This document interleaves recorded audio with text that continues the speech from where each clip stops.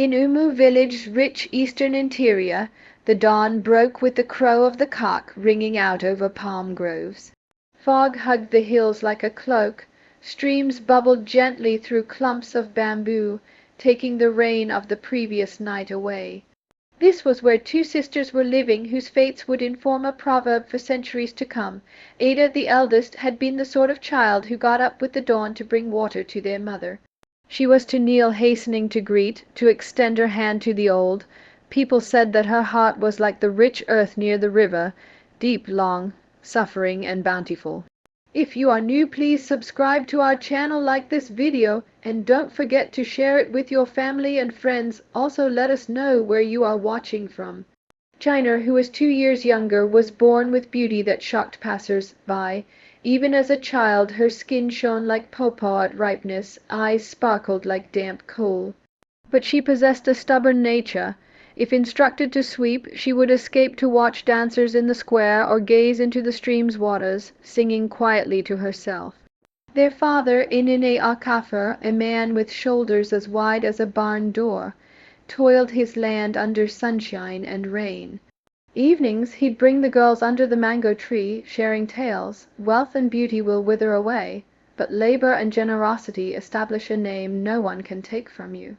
Ada listened as if memorizing each sentence in a gourd.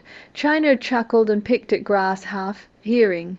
When Inene Alkafar got sick, the sisters tended him Ada with constant care, China from obligation rather than affection. Late one night, wheezing under his raffia mat, he summoned them near.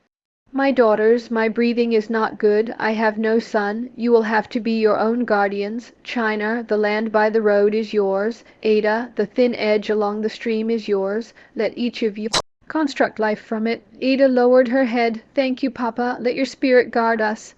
China smiled, already envisioning road stalls and traders along the road admiring her beauty. Their father passed away a few days later. Drums beat, their neighbors cried, and after the funeral the two women faced their new lands, one broad, dry and near passers-by, the other tiny and lush by the river. From the first morning after grieving, Ada started working. She wrapped a worn wrapper around her waist, loaded a hoe on her shoulder, and went barefoot to the stream plot. Her hands plunged into the black earth, planting cassava cuttings, maize seeds, yam mounds.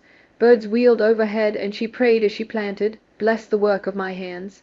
China, on the other hand, cleaned her nails and mocked Ada. "Why destroy your complexion under this sun? Men will pay for my services. My beauty is my capital." She soon left for the city, where there were neon lights and boisterous sounds of beer parlors. She wore high heels, oiled her hair, and walked among wealthy men who splurged money and baubles on her. In Umu, Ada's scheme grew as a living thing. She constructed a small mud shed, then a larger one. Traders started coming to her rather than to the city. She fed widows, paid orphan school fees. Villagers started referring to her as Ada Dianame, Ada the Good. In the city, China's luck changed like a storm. The entrepreneur who had promised to marry her fled with her savings and jewelry. Praise from friends now turned into gossip behind her back. Her rented apartment emptied out. When hunger panged in her belly, she recalled the sister she had ridiculed. She returned one dusty afternoon in a broken taxi, torn clothing and bare feet. She was pointed at by children. She slipped in at night into Ada's compound, feeling shame, stealing bowls of soup which had been left on the kitchen shelf. Ada noticed but remained silent, leaving more portions. After a week, Ada knocked at her doorstep. "Sister," she said quietly, "this food will be over. Let us go to the farm. Work will not kill you, it will cure you." China looked at her hard hands. "I can't, I don't know how. You will learn," Ada said.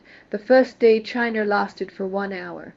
Sun burned her, host scorched her palms, perspiration wrecked her hair that was braided. She cried, but Ada kept saying, "The earth is patient, so must you be." The second day China worked for more hours. The third day she attempted to plant cassava. Gradually her body toughened, and with every weed she uprooted from the ground, something stiff and brittle within her relaxed. Villagers observed, "The proud one is stooping at last," they whispered. China listened but continued to work. She slept soundly at night for the first time in years, dreaming of green pastures instead of city lights.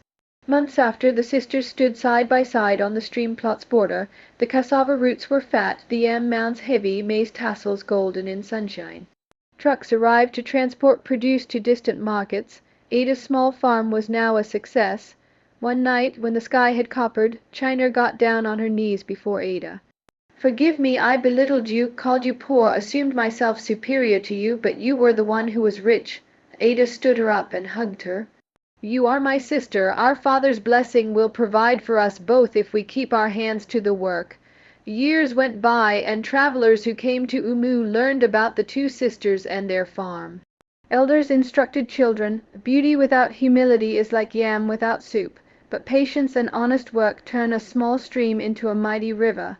So Ada and China were a living proverb, one sister's patience compensating the other's pride, demonstrating that riches earned through toil last when beauty wears off.